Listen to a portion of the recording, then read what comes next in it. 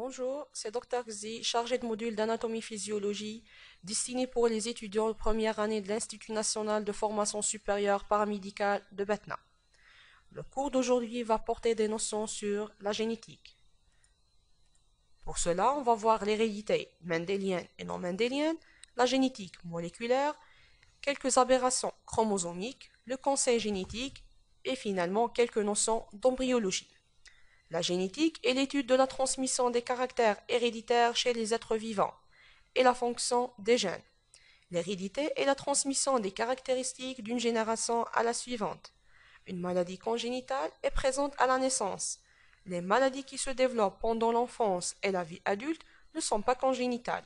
Alors c'est une maladie acquise, qui résulte de l'action d'une cause extérieure comme une infection ou un accident. Une maladie génétique résulte d'un dysfonctionnement d'un ou de plusieurs gènes. Une maladie génétique peut ne pas être héréditaire. Par exemple, la plupart des cancers qui résultent de mutations affectant des gènes dans les cellules tumorales. Le terme de maladie héréditaire est aujourd'hui réservé aux maladies génétiques et on préfère utiliser le terme de maladie transmissible quand la cause n'est pas génétique. Ces définitions ne sont pas obligatoirement contradictoires. Certaines maladies génétiques sont congénitales et d'autres ne le sont pas. Pour identifier une maladie héréditaire, il est préconisé de réaliser un arbre généalogique. Plusieurs symboles permettent de l'établir. Par exemple, le carré il reflète le sexe masculin, le cercle c'est le sexe féminin. Si l'individu il est atteint d'une maladie, on colore le symbole.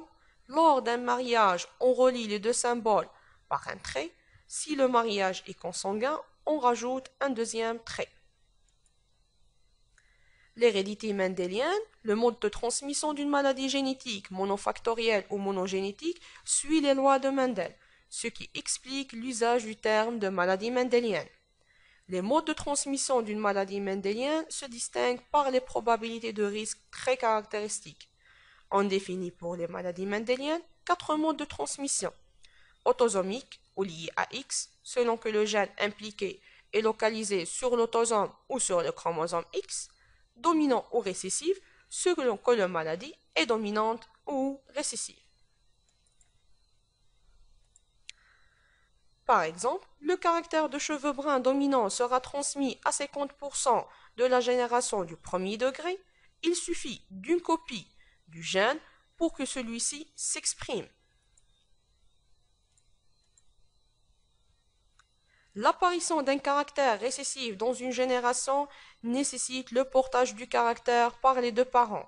Si le gène est localisé au niveau du chromosome X féminin, il sera transmis aux générations. Le caractère, il apparaît uniquement chez les garçons. Avec le développement de la science, plusieurs lois ou équations vont être.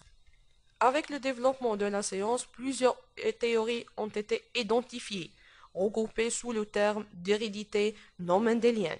On a l'hérédité multifactorielle qui dépend à la fois de plusieurs gènes simultanément et des facteurs de l'environnement. Sa transmission ne présente donc pas des probabilités de risque observables chez les maladies mendéliennes. Un deuxième système génétique constitué par les génomes mitochondriaux qui se divisent indépendamment du noyau et sont répartis au hasard lors des divisions cellulaires. Lors de la fécondation, le spermatozoïde apporte un noyau d'origine paternelle qui va fusionner avec le noyau de l'ovule d'origine maternelle, mais le cytoplasme de l'œuf est d'origine maternelle. Par conséquent, les maladies mitochondriales sont des maladies à transmission maternelle exclusive. La génétique moléculaire est une branche de la biologie et de la génétique qui constitue en l'analyse de la structure et de la fonction des gènes normaux ou mutants au niveau moléculaire. La synthèse d'une protéine nécessite que les acides aminés spécifiques qui la constituent soient assemblés dans un ordre précis. L'information nécessaire à cette synthèse se trouve dans les gènes. Après ouverture de la double brin d'hélice d'ADN, il se forme un brin d'ARN dont la séquence est complémentaire d'une portion du brin transcrit de la molécule d'ADN. La seconde étape de l'expression d'un gène, la traduction, se déroule dans le cytoplasme et correspond à l'assemblage des acides aminés pour former une protéine. Cette synthèse est effectuée selon les instructions contenues dans l'ARN messager. La synthèse est réalisée au niveau des ribosomes, qui fonctionnent comme des ateliers d'assemblage. Le mécanisme de synthèse comporte alors trois étapes. L'initiation, au cours de laquelle un ribosome se fixe au niveau d'un triplet de l'ARN messager. L'élongation, au cours de laquelle le ribosome se décale le long de la chaîne de l'ARN messager et fait correspondre à chaque triplet rencontré un acide aminé spécifique. Les acides aminés s'enchaînent les uns aux autres par une liaison peptidique pour former une chaîne polypeptidique. La terminaison est provoquée par l'arrivée du ribosome au niveau du codon stop. Le ribosome se détache de l'ARN messager et libère la chaîne polypeptidique formée. Plusieurs ribosomes effectuent la synthèse de protéines à partir de la même ARN. Ils se succèdent sur le brin de l'ARN messager. Chaque molécule d'ARN messager gouverne aussi la synthèse de 10 à 20 molécules polypeptidiques, puis il est une anomalie chromosomique ou aberration chromosomique est une altération d'un chromosome sur lequel un gène est absent ou au contraire surnuméraire. C'est les anomalies de structure ou une altération du karyotype avec un chromosome entier absent ou présent plusieurs fois. C'est ce qu'on appelle les anomalies de nombre. Les aberrations chromosomiques regroupent toutes les anomalies de nombre ou de structure, l'un ou plusieurs chromosomes dans un génome. Elles sont souvent congénitales et issues d'une mauvaise répartition chromosomique. Pour les anomalies de nombre, on peut distinguer la trisomie par la présence de 3 exemplaires d'un chromosome ou l'aneuploïdie, la plus fréquente par l'absence d'un chromosome.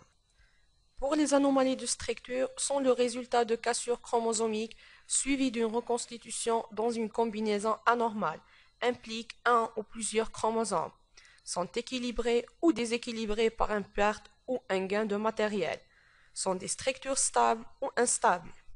Si un seul chromosome est impliqué, on aura soit une inversion d'une séquence, soit une délétion par une perte d'un fragment de chromosome sur une des paires. Si deux chromosomes sont impliqués, on peut retrouver une insertion par gain de matériel génétique, soit une translocation réciproque par échange de matériel entre deux chromosomes non homologues après cassure sur chacun des chromosomes impliqués, soit une translocation robertsonienne par une cassure et fusion des chromosomes avec perte des bras courts. Le conseil génétique est défini comme un processus de communication qui s'occupe des problèmes humains associés à la présence ou risque d'une maladie génétique.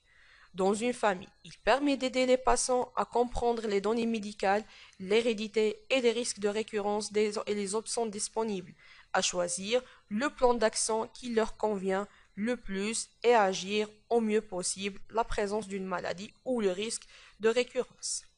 Les avancées constantes dans les méthodes de dépistage et de diagnostic fournissent des informations de plus en plus précises quant au risque potentiel de développer une maladie génétique ou d'avoir un enfant atteint d'une maladie génétique. Le diagnostic prénatal cytogénétique, le karyotype, permet une analyse moléculaire complémentaire, surtout si l'anamnèse familiale positive. Les signes d'appel échographiques, des infertilités, des fausses couches à répétition, notion de consanguinité, l'origine géographique ou ethnique spécifique. Le conseil génétique doit fournir aux individus une information médicale précise et un soutien psychologique. L'embryologie est une discipline scientifique qui enveloppe la description morphologique des transformations de l'œuf fécondé en organisme et l'étude de leur déterminisme, embryologie causale, qui est le plus couramment désigné depuis l'avènement de la génétique moléculaire par le terme de biologie du développement qui inclut aussi l'étude du développement post-embryonnaire. La fécondation proprement dite est l'ensemble des phénomènes qui résultent de la rencontre du gamète mâle, spermatozoïde, avec le gamète femelle, ovocyte, avec reconstitution d'un nombre diploïde de chromosomes, dont la moitié provient du mâle et l'autre moitié de la femelle. Le noyau contient alors 44 chromosomes et 2 chromosomes sexuels. Pendant la première semaine du développement, l'œuf ou le zygote résulte de la fécondation, commence sa segmentation. La formation de l'œuf à 2 cellules, les divisions successives conduiront à la formation d'un œuf de 8 16, 32, puis 64 cellules. Donc la taille diminue de plus en plus, l'œuf prend la forme d'une petite sphère. Les cellules en périphérie s'aplatissent, constituant la paroi de la sphère, formant une couche contenue, le trophoblaste, tandis que les cellules centrales constituent le bouton embryonnaire. Certaines cellules du bouton embryonnaire s'individualisent en bordure.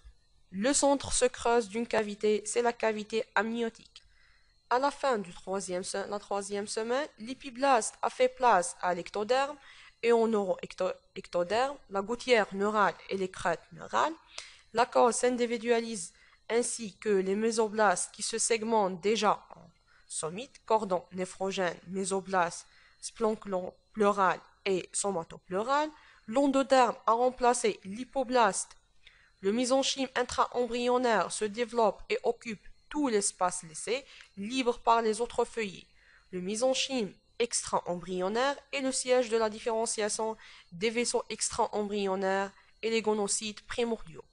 C'est au cours de la quatrième semaine du développement que s'achève l'embryogenèse, formation de l'embryon, et que commence l'organogenèse, la formation des organes et les appareils à partir des dérivés des feuillets embryonnaires initiaux. Le neuroectoderme et l'ectoderme dans le système nerveux et les organes de sens. Le mésoblaste paraaxial, c'est le futur membre. Le mésoblaste intermédiaire, c'est les ébauches de l'appareil urinaire. Le mésoblaste latéral donnera la cavité pleuro-péritoniale. L'endoderme devient le tube digestif primitif. C'est au cours de la quatrième semaine du développement que s'achève l'embryogenèse et que commence l'organogenèse. Formation des organes et des appareils à partir des dérivés des feuillets embryonnaires initiaux. Le neuroectoderme et l'ectoderme donneront le système nerveux et les organes de sens. Le mésoblaste paraaxial, c'est le futur membre. Le mésoblaste intermédiaire, c'est les ébauches de l'appareil urinaire. Le mésoblaste latéral donnera la cavité pleuropéritoniale. L'endoderme devient le tube digestif primitif. La détermination de sexe est l'ensemble des facteurs qui décident du sexe d'un organisme mâle ou femelle. De nombreux organismes ont deux sexes séparés, les mâles étant définis comme des individus produisant des gamètes mâles et les femelles des gamètes femelles. Chez les hommes, les hormones produites par les testicules fœtales jouent un rôle très important, en particulier dans le développement des organes génitaux internes et externes. Chez les femmes, les organes génitaux internes et externes se développent même en absence de l'ovaire. Le système XY de détermination sexuelle est un système génétique de détermination du sexe retrouvé chez l'humain. Il affirme que les femelles ont des chromosomes de type identique XX alors que les mâles ont des chromosomes de type distinct XY. Donc en conclusion, les activités d'une cellule reposent sur l'expression des gènes situés sur les chromosomes, les allèles reçus du père et ceux reçus de la mère. Les gènes s'expriment par la constitution de protéines sur les ribosomes de la cellule. Tous les gènes ne sont pas porteurs de caractère héréditaire. Certains servent au contrôle des activités cellulaires.